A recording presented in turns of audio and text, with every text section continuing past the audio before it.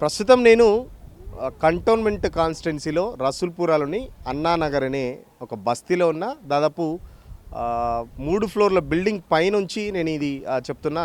నా వెనుక చూస్తున్నారు కదా, బేగంపేట్ ఎయిర్పోర్ట్ సంబంధించిన రన్వే ఇది. ఈ రన్వేని ఆనుకొని ఇక్కడ మన గోడ కనబడుతుందిగా, ఈ రన్వేని ఆనుకొని రసూల్పురలోని అన్నానగర్, అర్జున్ నగర్ ఇలా కొన్ని బస్తీలు కొన్ని ఏళ్ళ కిందట ఇక్కడ కొన్ని బస్తీలు అయితే ఏర్పాటు చేయడం జరిగింది. ఆ బస్తీలకు సంబంధించి ఇప్పుడు ఇటు ఎయిర్పోర్ట్ అథారిటీ నుంచి ప్లస్ రక్షణ శాఖ నుంచి ఈ బస్తీల వాసులు కొన్ని నోటీసులు అయితే అందుకున్నారు. అసలు ఆ నోటీసులు ఏంటనేది తెలుసుకునే ప్రయత్నం చేద్దాం. ఇటీవల అహ్మదాబాద్లో బోయింగ్ 787 విమాన ప్రమాదం జరిగిన తర్వాత దాదాపు దేశంలోని ఎయిర్పోర్ట్లన్నీ ఎయిర్పోర్ట్ పక్కన చుట్టుపక్కల ఉండే ప్రాంతాలకు సంబంధించి 3 ఫ్లోర్ల బిల్డింగ్లు ఎట్టి పరిస్థితుల్లో ఉండొద్దు దానికి సంబంధించి అని చెప్పేసి కేంద్ర విమానయాన శాఖ చాలా భారీ ఎత్తున ఆదేశాలు అయితే జారీ చేసింది. సో దానికి సంబంధించే ఇటు రక్షణ శాఖ అటు ఎయిర్పోర్ట్ అథారిటీతో పాటు ఇక్కడ రక్షణ శాఖ కూడా ఈ బస్తీవాసులకైతే నోటీసులు జారీ చేశాయి. త్వరలోనే ఈ ఇల్లులన్నీ ఖాళీ చేయాలి, 3 ఫ్లోర్ల బిల్డింగ్లు 4 ఫ్లోర్ల బిల్డింగ్లు ఉండొద్దు. ఎందుకంటే గతంలో మనం మన అహ్మదాబాద్ ప్లేన్ క్రాష్ సంబంధించి చూసాము. ఎయిర్పోర్ట్ నుంచి టేకాఫ్ అయిన కొద్దిసేపటి తర్వాతనే మళ్ళీ ఆ ప్లేన్ క్రాష్ కావడం జరిగింది. దగ్గరున్న బిల్డింగ్లోకి వెళ్ళి ప్లేన్ క్రాష్ కావడం చూసాం. సో ఎయిర్పోర్ట్ పక్కల ఎటువంటి హైట్ బిల్డింగ్స్ ఉండొద్దని చెప్పేసి ఎయిర్పోర్ట్ అథారిటీ చెప్తుంది. సో దానికి సంబంధించి ఇప్పుడైతే నేను ప్రస్తుతం ఈ రసూల్పుర ఏరియాలోని అన్నానగర్, అర్జున్ నగర్ బస్తీలకు వచ్చాను. ఇక్కడ వీళ్ళని అడిగి తెలుసుకుందాం. అసలు ఎలాంటి నోటీసులు ఇచ్చారు, ఎప్పటిలోపు ఖాళీ చేయమంటున్నారు, మరి వీళ్ళు ఖాళీ చేయడానికి రెడీగా ఉన్నారా, వీళ్ళు ఎప్పటి నుంచి ఈ కాలనీలలో ఉంటున్నారు అనేది స్థానిక బస్తీ వాసులను అడిగి తెలుసుకునే ప్రయత్నం చేద్దాం. చూస్తున్నారు కదా, ఎగ్జాక్ట్ నాకు ఇప్పుడు ఆపోజిట్ ఏమో రన్వే ఉంది, నా వెనక సైడ్ మొత్తం 3-4 బిల్డింగ్స్ ఉన్నాయి. మొత్తం దాదాపు 3-4 ఫ్లోర్లకు సంబంధించి బిల్డింగ్స్ అయితే ఉన్నాయి. దాదాపు కొన్ని ఏళ్ల క్రితం వచ్చి మేము ఇక్కడ సెటిల్ అయ్యామని చెప్పేసి చూస్తున్నాం. ఇక్కడి నుంచి చూస్తుంటే మన కన్ను చూపు మేర మొత్తం దాదాపు 3-4 ఫ్లోర్లు 5 ఫ్లోర్ల వరకు బిల్డింగ్స్ కూడా ఇక్కడ మనకైతే ఉన్నాయి. సో ఈ ఫ్లోర్లు అన్నిటికి సంబంధించి ఇటు ఎయిర్పోర్ట్ అథారిటీతో పాటు రక్షణ శాఖ కూడా నోటీసులు అయితే జారీ చేసింది. చూస్తున్నాం కదా, దాదాపు కొన్ని గ్రౌండ్ లెవెల్ అంటే ఫస్ట్ ఫ్లోర్ వరకు ఉన్న కొన్ని చూస్తుంటే దాదాపు పెద్ద ఎత్తున అయితే 3 ఫ్లోర్లు 4 ఫ్లోర్లు ఉన్న వారు బిల్డింగ్లే మనకు ఎక్కువ కనబడుతున్నాయి. సో ఇప్పుడు వీళ్ళందరికీ నోటీసులు అయితే ఎయిర్పోర్ట్ అథారిటీ నుంచి ఎయిర్పోర్ట్ అథారిటీ నుంచితో పాటు ఇటు రక్షణ శాఖ సంబంధించి కూడా నోటీసులు అందుకున్నారు. 2 నెలలలోపు దానికి సంబంధించిన వివరణ ఇవ్వాలని చెప్పేసి బస్తీవాసులకైతే నోటీసులు వచ్చాయి. సో చూస్తున్నాం కదా, చాలా వరకు బిల్డింగ్స్ అయితే మొత్తం పెద్ద ఎత్తున బిల్డింగ్స్ అయితే కనబడుతున్న పరిస్థితి. ఈ బిల్డింగ్లన్నీ త్వరలోనే ఖాళీ చేయాలని చెప్పేసి ఎయిర్పోర్ట్ అథారిటీతో పాటు ఇటు రక్షణ శాఖ కూడా నోటీసులు జారీ చేయడంతో ఒకవైపున ఇప్పటికే రాష్ట్ర ప్రభుత్వం సంబంధించి హైడ్రా ఆర్డర్లు కొడుతుంటే మరో పక్కన ఇటు సెంట్రల్కి చెందిన ఇటు ఎయిర్పోర్ట్ అథారిటీ, పౌర విమానయాన శాఖ కావచ్చు, రక్షణ శాఖ కావచ్చు నోటీసులు అందుకోవడంతో బస్తీవాసులకు కునుకు లేకుండా పోతుంది. ఓ పైపు పండగ చేసుకుందామంటే కూడా కనీసం పండగ చేసుకోలేని పరిస్థితి అని చెప్పేసి బస్తీవాసులు కూడా గగ్గోలు పెడుతున్న పరిస్థితి. చూద్దాం, బస్తీవాసులకి దగ్గరికి వెళ్ళే ప్రయత్నం చేద్దాం, బస్తీవాసులను అడిగి తెలుసుకునే ప్రయత్నం చేద్దాం. వాళ్ళు మరి ఖాళీ చేస్తారా, వాళ్ళ వర్షన్ ఏంటనేది వాళ్ళని అడిగి తెలుసుకునే ప్రయత్నం చేద్దాం. వాళ్ళ ప్రాబ్లమ్స్ ఏంటి, మనతో పాటు మాట్లాడడానికి ఇక్కడ బస్తీ పెద్దలు ఉన్నారు. అన్న, ఏంటి నోటీసులు వచ్చాయా, నోటీసులు ఏమైనా అంటించారా, మీకు సంబంధించి ఎలాంటి ఇన్ఫర్మేషన్ ఉంది? నోటీసులు వచ్చాయన్న 1 మంత్ అవుతుంది దగ్గర.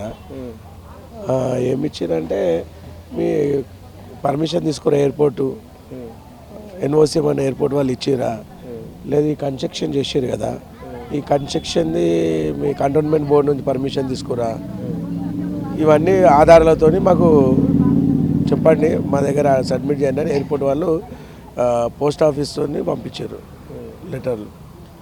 దాంట్లో మన దగ్గర ఏమీ లేవు కదా, ఏమన్నా ఉన్నాయంటే మనం చూపెట్టవచ్చు. ఏమి లేదు దానికి ఏమొచ్చి సంజయ్ ఏమని చెప్తాం.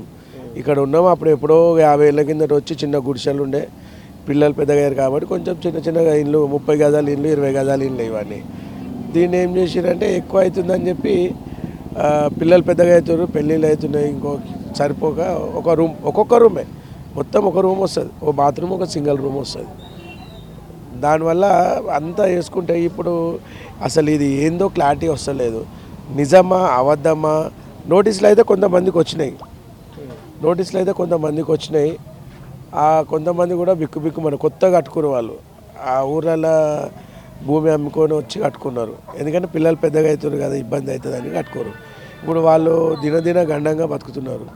దయచేసి ఎవరన్నా ఏ అధికారం వస్తున్నారు మీరు కొత్త కొత్త బిల్డింగ్లు కట్టిన అనుకుంటారు, మరి కొత్త కొత్త బిల్డింగ్లు కట్టినప్పుడు కంటోన్మెంట్ పరిధిలో ఉంటుంది. అప్పుడు వాళ్ళు వచ్చి ఏం అబ్జెక్షన్ చెప్పలేదా? వాళ్ళు ఎట్లా పర్మిషన్లు ఇచ్చారు?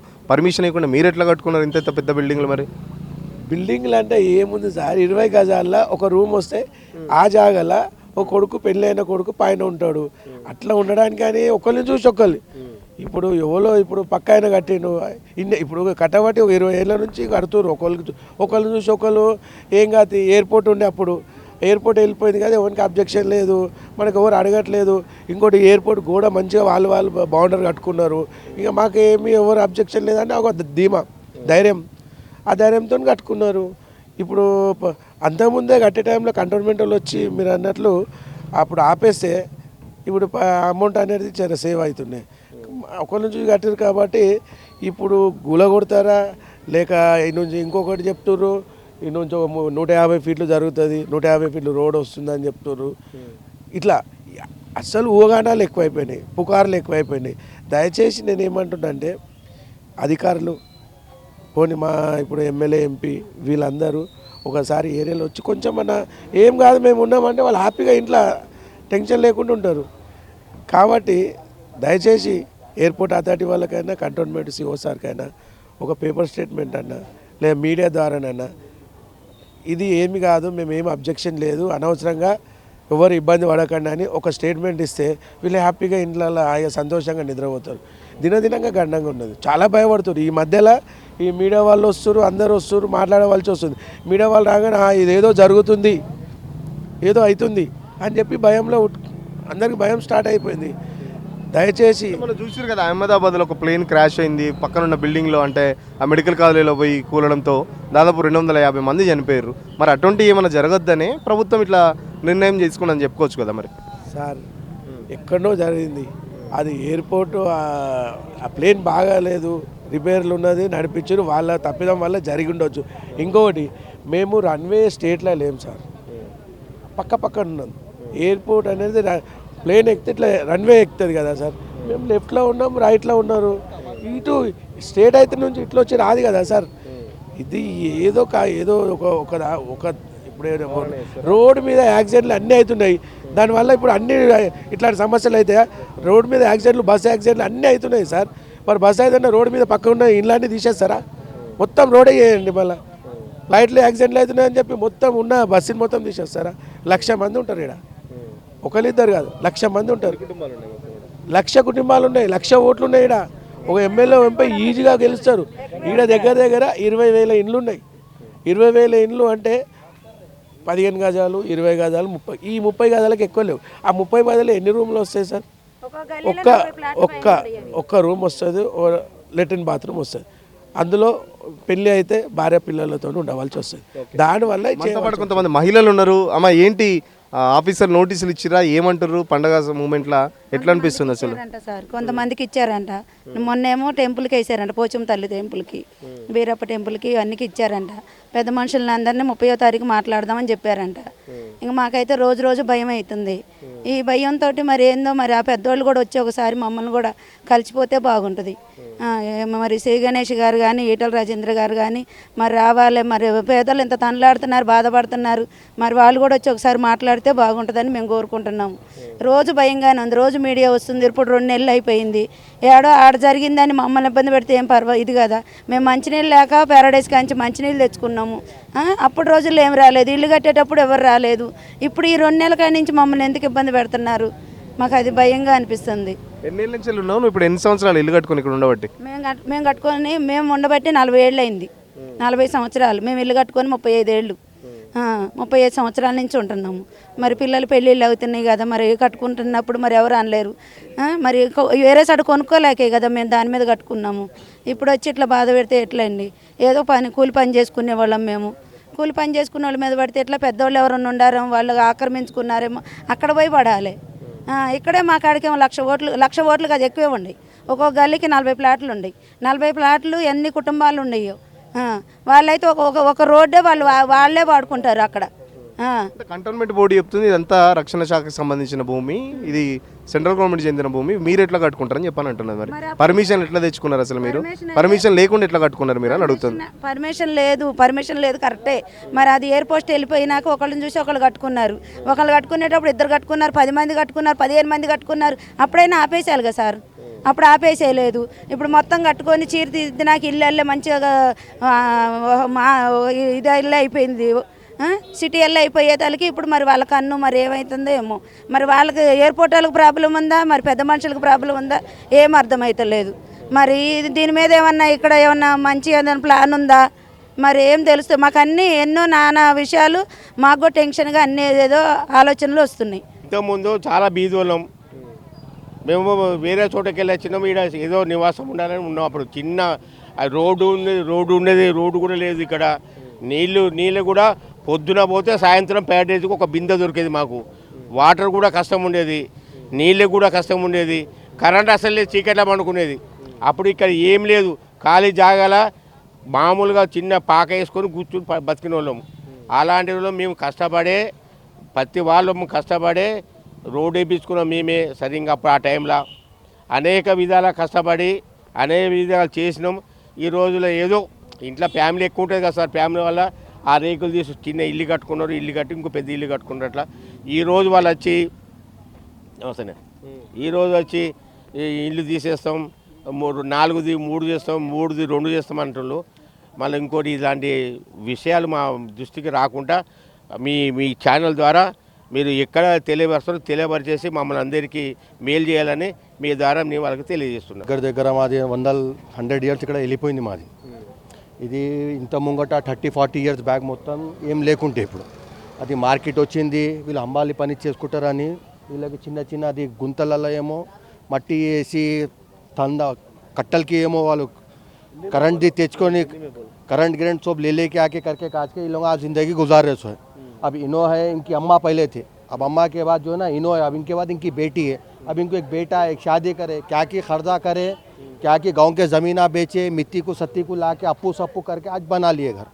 अब घर सड़न तोड़ देते, नोटिस लगाए, मंदिरों तोड़ देते, दरगाह तोड़ देते. बोलो कैसा साहब, कहाँ जाना बतलाओ आप लोगों.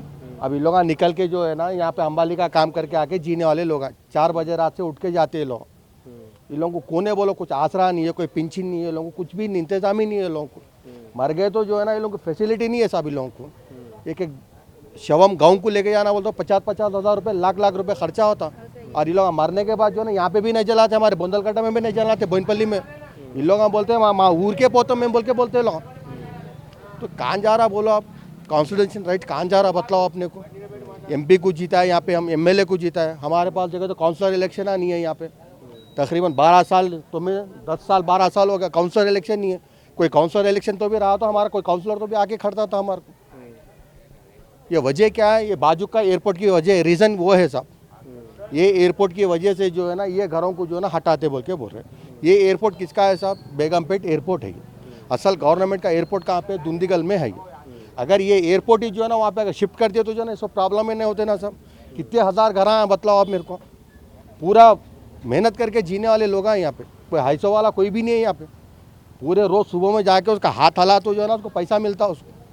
ये एयरपोर्ट ही जो है ना यहाँ से लिहाजा अगर शिफ्ट कर दिए तो किसी को प्रॉब्लम भी नहीं होता. हमारे मंदिर हमारी जगह पे सेफ रहते, हमारे दरगाह हमारी जगह पे सेफ रहते सब. దాదాపు నెల రోజుల నుంచి నోటీసులు ఇచ్చినాయని అంటున్నారు. మరి ఎంపీ కానీ ఎమ్మెల్యే కానీ శ్రీ గణేష్ కాంగ్రెస్ నుంచి ఉన్నాడు, ఇప్పుడు అధికారంలో ఉన్నాడు. అటు ఈటల రాజేందర్ కూడా అధికార పార్టీ సెంట్రల్లో ఉన్నారు, ఎంపీగా ఉన్నారు. వచ్చి కలిసిర్రా లేకపోతే మీరేమన్నా వాళ్ళని వెళ్ళి కలిసిర్రా? ఇప్పుడు మెల్లమెల్లగా అందరికి ఒక్కొక్క గల్లీకి నోటీస్ ఇస్తున్నారు. ఇట్లా వెనకకెళ్ళి వెళ్ళిపోతున్నారు సార్. ఇప్పుడు అయితే అందరి దృష్టికి ఇది రాలే. ఈయనకి వస్తే ఆయనకి వచ్చింది, ఆయనకి వస్తే ఈయనకి వచ్చింది, ఇట్లానే పని అవుతుంది. ఇప్పుడు ఎన్ని మందికి నోటీస్ వచ్చిందో అది నోటీస్ మేము మొత్తం జమా చేసుకొని, మాకు ఎమ్మెల్యే ఉన్నాడు శ్రీ గణేష్ గారు, మాకు ఎంపీ ఈటెల రాజేందర్ గారు ఉన్నారు. సబ్సే పైలే మాకేమో సాదా కేశవర్ రెడ్డి ఉన్నాడు.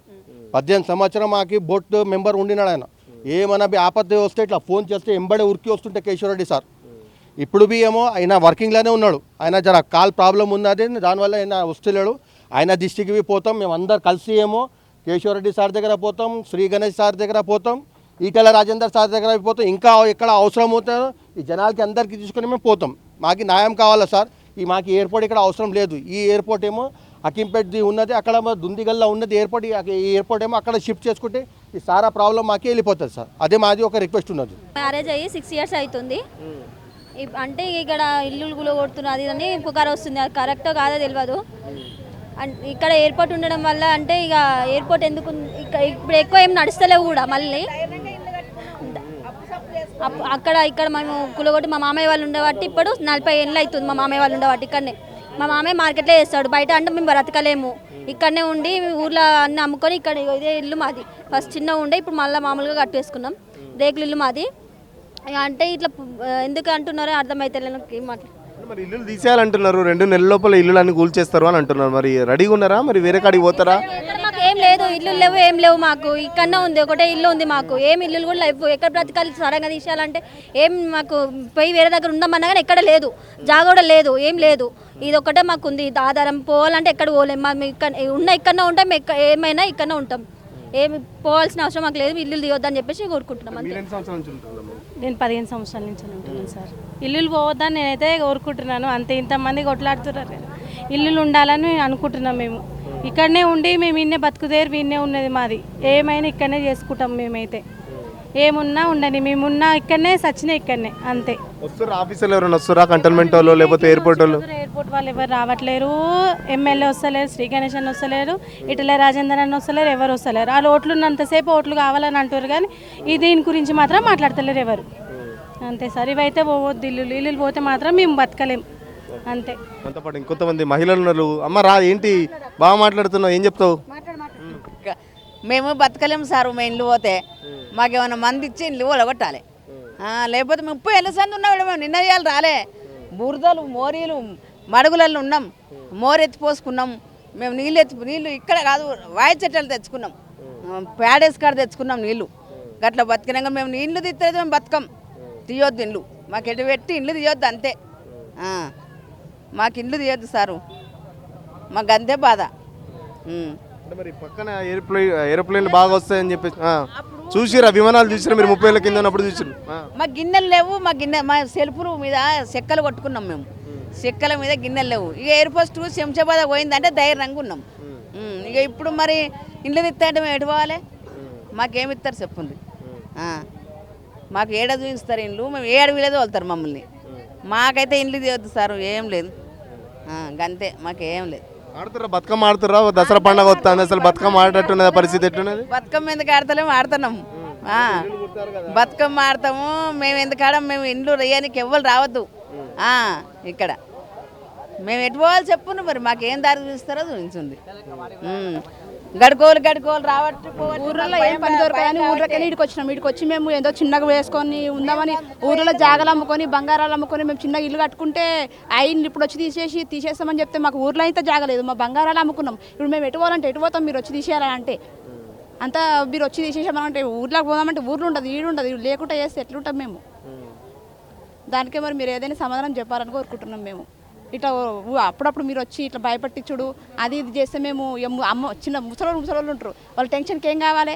మేమంటే ఇట్లా వచ్చి ఇది అవుతాం కానీ ఇంట్లో ముసలోళ్ళు మా పిల్లలు ఇట్లా ఇది అయిపోతుర్రు అని ఇది చేస్తే మేము ఎట్లా అయిపోవాలి చెప్పండి మీరే. రక్షణ శాఖ చెప్తుంది, కంటోన్మెంట్ చెప్తుంది, అది ప్రభుత్వ భూములు. ఎట్లా కట్టుకున్నారు? అసలు పర్మిషన్లు ఉన్నాయా? పర్మిషన్ లేవు. పర్మిషన్ లేకుండా ఎట్లా కట్టుకున్నారు అడుగుతున్నారు. మరి అప్పుడు చెప్పాలి, 2-3 ఇల్లు కట్టగానే వచ్చేది గవర్నమెంట్ జాగా కదా, మీ జాగా కాదు అని చెప్తే మేము అప్పుడు ఆపేసేటలో మేము ఒకరి నుంచి ఒకరు చాలా బిల్డింగ్లు కట్టుకున్నాం. మేము కట్టుకున్న తర్వాతకి ఇప్పుడు మొత్తం అయినాక మా పిల్లలకు ఇది కాకుండా మేము ఇప్పుడు సెటిల్ అయ్యేట ఇప్పుడు వచ్చి మీరు ఇది చేసి కూల కొట్టేస్తామని చెప్తే ఊర్లో అన్నీ అమ్ముకొని పై మీద అన్ని అమ్ముకొని మేము ఇట్లా చేసుకున్నాక చిన్నగా కట్టుకొని ఉందామని ఉంటే మీరు వచ్చి ఇప్పుడు కూల కొడతామని మేము పెట్టుకోవాలి సార్ చెప్పండి మీరే. మాకు అదే ఏదో చెప్పినాక మీరు ఇది చేయండి. ఎటు పోవాలి, ఏం చేయాలి? రేషన్ కార్డు ఎట్లా వచ్చే, ఓట్లు వచ్చే, దాని ధైర్యంతో ఇక ఉన్నది అంతా గంట పుస్తకాల కారించి అమ్ముకొని ఏదో రూమ్ వేసుకొని ఒక్కలం పోయి 4 కొడుకులు ఉంటే 4 కొడుకులకు గల్లని మెసులుకోబడుతుంది. ఏం చేయాలి సారు? ఎటు పోవాలి? ఏమి ఉన్నది మాకు ఆధీనము? ఊళ్ళో ఇప్పుడు ముసలోళ్ళు ఉన్నారు, అత్త మామ. ఊళ్ళో ఏమన్నా ఉంటే అక్కడి నుంచి 40 ఏళ్ళ నుంచి పోతివి, ఏమున్నది అని వాళ్ళు ఏమంటారు? మమ్మల్ని చెప్పు ఏమంటారు? వాళ్ళని ఏం చేయాలి? ఇప్పుడు ఏమన్నా అయితే కూడా ఇక్కడ వేసుకుంటాము. ఊళ్ళో కూడా ఏం లేకుంటాయి, ఏం చేస్తాం సారు? ఎక్కడ పోతాము? ఇప్పుడు వీళ్ళందరినీ బాధ్యుల్ని చేసి ఇప్పుడు మేము మొత్తం మీరు ఎన్ని ఫ్లోర్ ఉన్నాయి మొత్తం అన్ని ఫ్లోర్ తీసేస్తామా అంటే ఇది బాధ్యత కాదు కదన్న. ఇప్పుడు గవర్నమెంట్ మీద దీన్ని పట్టించుకోవాలన్నా.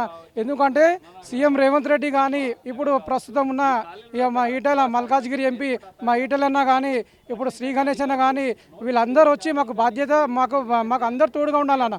ఎందుకంటే ఎందుకంటే సీఎం రేవంత్ రెడ్డికి ఎందుకు విజ్ఞప్తి చేస్తున్నా అంటే సీఎం రేవంత్ రెడ్డి కొడంగల్లో ఉన్న వ్యక్తి ఎమ్మెల్యే లాగా మీరు ఉన్నప్పుడు ఆల్రెడీ మీ వ్యక్తిలో నేను ఓడగొడితే ఇక్కడ మల్కాజ్గిరికి వస్తే మేము మిమ్మల్ని హక్కునకి చేర్చుకొని మీకు మల్కాజ్గిరి ఎంపీ చేసింది ఈ ప్రజలు కాదండి రేవంత్ రెడ్డి గారిని.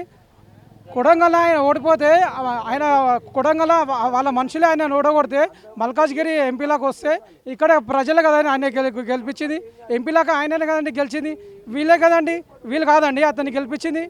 అట్లనే మా ఈటల రాజేందర్ గారి అన్న గారికి మేము విజ్ఞప్తి చేస్తున్నాం. అన్న మీరు బి హుజరాబాద్ ఎమ్మెల్యే ఉండే, మీరు బి అక్కడ 5 నుంచి 6 వరకు మీరు ఎమ్మెల్యేగా గెలిచినారు. అక్కడ ఉన్న ప్రజలు మిమ్మల్ని ఓడగొడితే ఇదే మల్కాజ్గిరి ఎంపీ అయినా ఇదే మల్కాజ్గిరి పార్లమెంట్ అయినా నేను ఇదే ప్రజలుగా నాకు గెలిపించింది ఎంపీలాగా ఇదే ప్రజలు అవునా కదా. శ్రీ గణేష్ అన్నకి నేను ఒక విజ్ఞప్తి చేస్తున్నాను. అన్న ఇది విజ్ఞప్తి అన్న, నేను ఒక సామాన్య వ్యక్తిని, అర్థం చేసుకోండి. ఇక్కడ ప్రజలు శ్రీ గణేష్ అన్న 3 సార్లు 4 సార్లు పోటీ చేస్తే ఓడిపోతే సరే అని మళ్ళీ హక్కునే చేర్చుకున్నారు ఇక్కడ ప్రజలు ఓని శ్రీ గణేష్ అన్నని. అరే లోకల్ క్యాండిడేట్ కదా పాపం 3 సార్లు 4 సార్లు ఓడిపోయాను కదా ఈయనని గెలిపిస్తామని ఇదే ప్రజలు అన్న వీళ్ళే ఓట్లేసి గెలిపించారు. వీళ్ళ ముగ్గురికి మా తరపున అన్న వీళ్ళ ముగ్గురికి మా తరపు నుంచి విజ్ఞప్తి అన్న. మీరు ముగ్గురు ఎందుకంటే మీ ముగ్గురిని గెలిపించుకుంటాం మేము, మాకు మీరు తోడుగా ఉండాలని ఒక విజ్ఞప్తి అన్న. సాయంత్రం 4 గంటలకు ఒక విమానం వస్తుంది. ఇక కంటే ఇక్కడ ఇది ఏ ప్రాబ్లం లేదు ఈ జనాలకు. వీళ్ళు ఏమైనా ఇప్పుడు ఇవన్నీ కూల జంగుతా అంటారు అందరూ భయపడతారు. మరి ఆ ప్రాబ్లం ఎందుకో ఇది డమ్మిదేనా ఇది ఎందుకు మరి ఇది దీని బజా ఇక్కడ ఉన్నాయి కదా ఇంకా అకిన్పేట దిండుగల్లు పెద్ద అదే శంషాబాదు అవి డెవలప్ చేసుకోవాలి. ఇది తీసేసిన దాన్ని మళ్ళీ ఇది చేసుడు ఎందుకు? ఇప్పుడు జనాలకు ఇబ్బంది అవుతుంది. ఇది తీసేసి ఇంకేదన్నా జేమ్స్ వాళ్ళు కంటర్మెంట్ వాళ్ళు ఇంకా వేయన్నా ఆఫీసులు పెట్టుకోవచ్చు. ఇది మన మెట్రో వాళ్ళు గిట్లా అవి ఆఫీసులు పెట్టుకోవచ్చు. వీళ్ళు ఇంత జనాన్ని తీసేస్తే వీళ్ళు ఎక్కడ పోవాలి? అంతే బతకనికి వచ్చి వాళ్ళు ఇప్పుడు 50 ఏళ్ళు 60 ఏళ్ళ కాంచి ఈడ బతారు. ముఖ్యమంత్రులు ప్రధానమంత్రులు వచ్చినప్పుడు హైదరాబాద్కో లేకపోతే తెలంగాణకు వచ్చినప్పుడు ఇక్కడనే దిగుతారు, ఇక్కడనే ఎక్కుతారు కదా, మరి ఏం చెప్తాం? మరి దీని మందం చూసుకోవాలా మరి. ఇప్పుడైతే అప్పుడు బాగా విమానాలు వచ్చినప్పుడే మేము తట్టుకొని ఉన్నాం. ఇప్పుడు మేము ఏ చప్పుడే లేదా. ఇప్పుడు మాకేం ప్రాబ్లం లేకుండా ఉంటాను. అప్పుడు ఇంకా రేకులు కూడా కింద పడేది సౌండ్ వచ్చేది, అప్పుడే తట్టుకున్నాం. ఇప్పుడు ఏ లొల్లి లేకుండా ఉంటాను. తీసేస్తామని అంటారు, మేము భయపడతాం.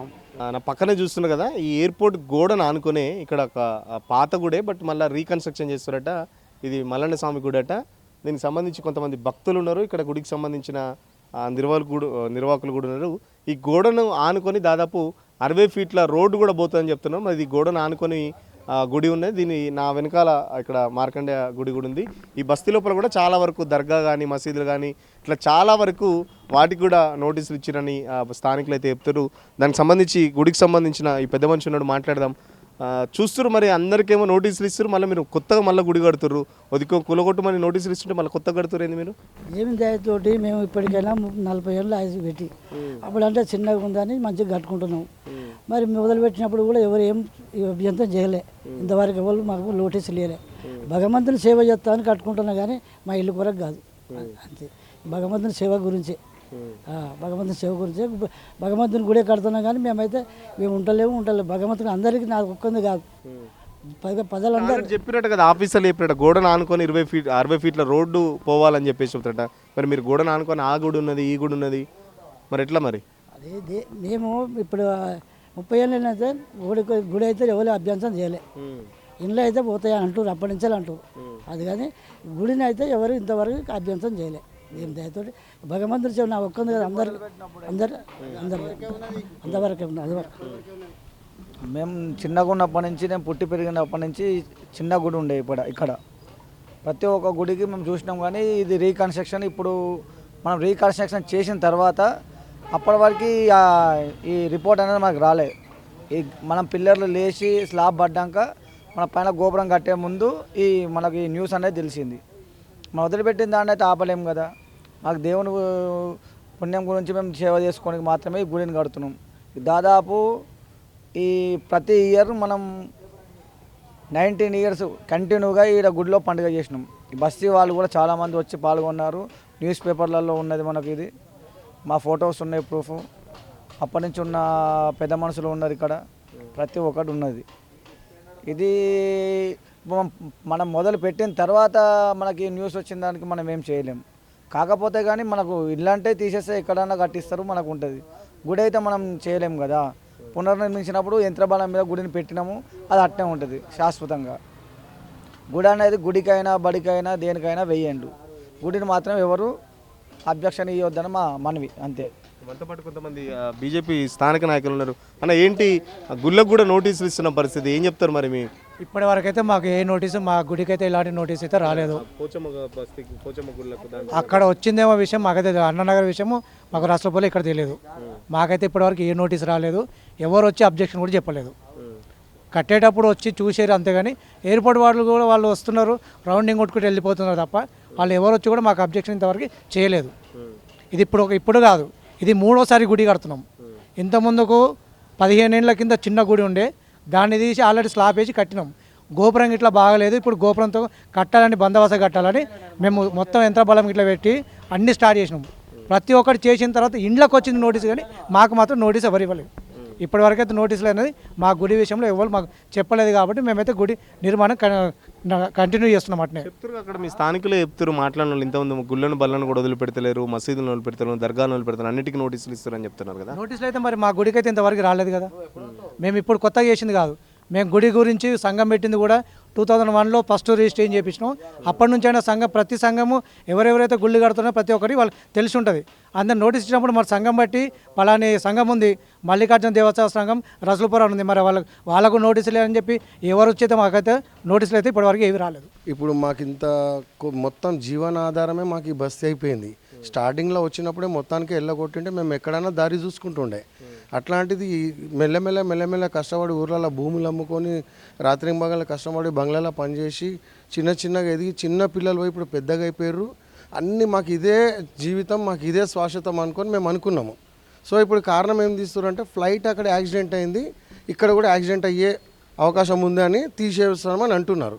ఓకే, మరి ఇప్పుడు ఎయిర్పోర్ట్ ఓపెన్ అయ్యి దగ్గర 80 ఏళ్లకు కొంచెం అటు ఇటు అయింది. ఇంతవరకు చరిత్రలో లేదు ఫ్లైట్ ఈ ఇండ్ల వల్ల ఫ్లైట్కి ప్రమాదమైందని చరిత్రలో లేదు. అప్పటి నుంచి లేనిది ఇప్పుడు వస్తుంది, ఇప్పుడు తీస్తున్నారు. ఒకటి అది. రెండోది ఇక్కడ గుళ్ళు ఉన్నాయంటే ఈ గుళ్ళు లోపల ఉండే, ఎయిర్పోర్ట్ లోపల ఉంటే తీసుకొచ్చి ఇక్కడ కట్టినాము అంతే. దానికి మళ్ళా చుట్టుపక్కల ఎక్కడెక్కడ ఏమున్నాయనేది అప్పటి నుంచి లేని ఇప్పుడు కొత్తగా తీసి ప్రజలు మొత్తం ఒక స్టాండర్డ్ అయిన తర్వాత ఇప్పుడు డిస్టర్బ్ చేయడం ఎంతవరకు న్యాయము? ఇప్పుడు ప్రజలు ఎట్లున్నారంటే మొత్తం ఆధారం ఇది. మాకు నాది కూడా సొంతం ఇల్లు ఉంది, నా ఆస్తి ఇప్పుడు నాకు 52 ఏళ్ళు, ఫ్యామిలీ పెద్దది, నాకు నా ఇల్లే నాకు దిక్కు. నా ఇల్లు లేనప్పుడు నేను బతుకున్నా చచ్చినా ఒకటే లెక్క. అలాంటప్పుడు మీరు ఎలక్షన్ అయినప్పుడు ప్రతి ఒక్కళ్ళు వస్తారు, మేమున్నాం అని అంటారు. ప్రతి ఒక్కళ్ళకి మేము సహకరించినాం. మొత్తం ఏ ఎమ్మెల్యే కానీ ఎంపీ కానీ చిన్న లీడర్ నుంచి పెద్దవాళ్ళ వరకు అందరికీ మేము ఇక్కడ ఉన్న జనాభా చేసినంత హెల్ప్ ఏ ఏరియాలో చెయ్యరు. ఎందుకంటే ఇక్కడ చిన్న మీటింగ్ అయినా వేల సంఖ్యలో వస్తారు. ఎందుకంటే మాకు న్యాయం జరుగుతుంది, మేము పేదవాళ్ళం, మా బతుకు తెరువుకు వీళ్ళే ఆధారము. ఇప్పుడు మీరు ఒక ఎమ్మెల్యే వచ్చారు, ఆయనే మాకు ఆధారం అని మనస్ఫూర్తిగా మొత్తం నిండుగా నమ్మి ఆయనకు సహకరించినాం, ప్రతి ఒక్కళ్ళకు సహకరించినాం. సరే, ఇప్పుడు ఈ ఫ్లైట్ల విషయానికి వచ్చేస్తే సార్ ఇప్పటివరకు అయితే రాలేదు, ఏం ప్రాబ్లం కాలేదు. అప్పుడు ఎయిర్పోర్ట్ ఉన్నప్పుడే ప్రాబ్లం లేదు, ఇప్పుడు ఎయిర్పోర్ట్ మొత్తానికే వెళ్ళిపోయింది. ఎప్పుడో అమాస పుణ్యానికి వచ్చే ఫ్లైట్కి ఈ ఇండ్లకు సంబంధం లేదు. ఇది ఏ ఉద్దేశంతో చేస్తారో తెలియదు, కానీ ఇది ఏమాత్రం కరెక్ట్ కాదు. మీరు బుల్డోజర్ తీసుకొచ్చిన తక్షణమే జనాలు మొత్తం ఇండ్లు ఇడిచిపెట్టి బుల్డోజర్ కిందనే పంటారు. ఇది లైఫ్ అండ్ డెత్ కిందకి మా లెక్క ఇది. అంతేగాని ఎక్కడో ఏదో అయిందని చెప్పి ఇక్కడ చేయడం ఎంతవరకు కరెక్ట్ కాదు. ఇంకోటి మీరు ఇంకోసారి గమనించాల్సింది ఏంటంటే ఇన్నేళ్ళు లేని యాక్సిడెంట్ ఇప్పుడు కొత్తగా ఎట్లయితుంది? ఎయిర్పోర్టే లేనప్పుడు మళ్ళీ యాక్సిడెంట్ ఎట్లయ్యే ఛాన్స్ ఉంది? మీరు పెద్ద బిల్డింగ్లు ఇంకేదైనా ప్రాసెస్ అనేది ఒకటి తీయండి, అది మీ ఇష్టం. కానీ ఇక్కడ చిన్న బతుకు తెరువుల మీద భారం వేస్తా, ఎల్లగొట్టేస్తా అని అంటే మరి స్టార్టింగ్లో కట్టినప్పుడే తీసేసి ఉండే, స్పష్టంగా తీసేసి ఉండే. ఇప్పుడు 50 ఏళ్ళ నుంచి మేము ఈయనే నివాసిస్తున్నాము. చిన్న గుడిసె బురదలకెంచి ఈ నుంచి ప్యారడైజ్ పోయి నీళ్ళు తెచ్చుకుంటాం. చాలా కష్టాలు చెప్పుకుంటే అర్థం కాదు, చాలా టైం పడుతుంది చెప్పాలంటే. అన్ని బాధలు పడ్డాము, ఆ బాధలు మొత్తం అయిపోయినాయి, దేవుడా ఇక మంచిగా ఉన్నామన్న టైంలో మీరు అచానక్ తీసేస్తుంటే ఏం లెక్క ఇది, ఏం న్యాయం ఇది? మీరు ఎమ్మెల్యేలు ఎంపీలు మాకేం సపోర్ట్ చేస్తున్నారు, మా ద్వారా మీరు గవర్నమెంట్కి ఏం చెప్తున్నారు? మమ్మల్ని ఎల్లగొట్టే ఉద్దేశం మీకు కూడా ఉన్నట్టే కదా మరి ఈ లెక్కతోటి. మరి మీ ఉద్దేశం అని చెప్పండి. చూస్తున్నారు కదా, ఇక్కడ ఒక నోటీస్ కనబడుతుంది కదా, ఆ నోటీస్తో పాటు ఇక్కడ మొత్తం ఈ మ్యాప్ కూడా కంటోన్మెంట్ కానీ కంటోన్మెంట్ బోర్డు కానీ లేకపోతే ఎయిర్పోర్ట్ అథారిటీ నుంచి ఇక్కడ ఒక పెద్ద డీటెయిల్ నోటీస్ అయితే ఇచ్చిర్రు.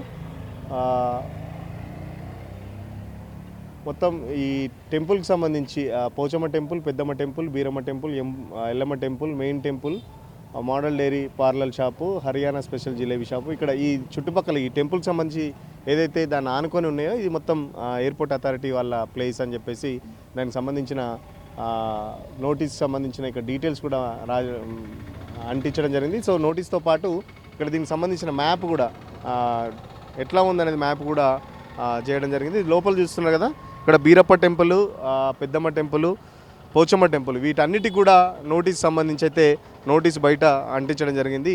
సో టెంపుల్స్ని కూడా వదలలేని పరిస్థితి. ఇక్కడ స్థానికులు చెప్తున్నారు, కొన్ని ఏళ్ల కింది 50 ఏళ్ల కింద నుంచి మేము ఇక్కడ ఉంటున్నాము.